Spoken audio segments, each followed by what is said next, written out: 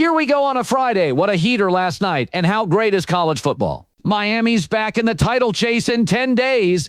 And yes, we've got a postseason blazing 5 after a 60% regular season. Miami's the most talented outfit left, shoved Ole Miss around, yet kept the door open with drops, penalties, and cute calls. They can overwhelm Oregon, but if they play that sloppy, Indiana punishes you. Teams grow as the season rolls. Leaders emerge, and if you get hot at the right time, you can carry it into the playoffs where it's settled on the field. That game exists because of NIL, the portal, and a playoff that lets young teams stumble and recover. One run where Miami drove Ole Miss back a dozen yards summed up the SEC slide, and without deep-pocketed boosters, the league's getting out-muscled by places like Michigan, Notre Dame, USC, Oregon, and Miami. If Miami doesn't drop a handful of interceptions, that game's not close. Teams mirror their coach. Cristobal's a trench-loving brawler, so Miami's a raw power bully that still sprays mistakes. They're back in the spotlight, but the efficiency gap means Indiana and even Oregon may be favored.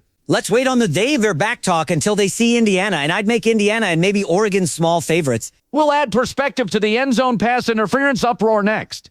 The SEC's looking like the Mountain West, with bigger stadiums, and Saban saw the change coming. In the NIL era, you need car makers, not car dealers. Oil money and billionaires are powering Indiana, Oregon, Texas, and Texas Tech past old SEC muscle. People don't grasp how fast this is moving. Indiana's 5-year outlook beats places like Auburn if the money keeps flowing.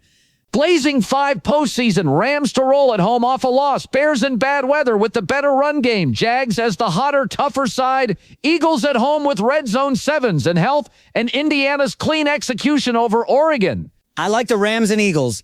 Indiana-Oregon feels like a real coin flip with revenge fueling Oregon. Urban, does a rematch give Oregon any real edge, or is this a clean slate? It's a new game and season, so there's no special edge beyond knowing personnel, and both sides are amped. I'm seeing Indiana fans everywhere in Atlanta.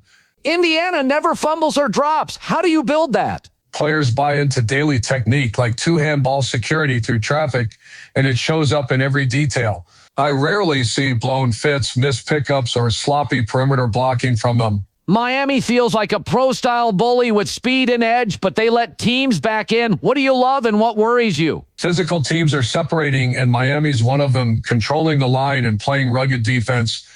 With Carson Beck finally protecting the ball and dealing, Miami's a real problem for the winner of Indiana-Oregon.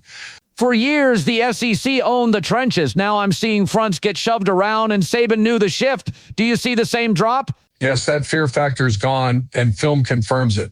Big Ten teams have hammered SEC programs,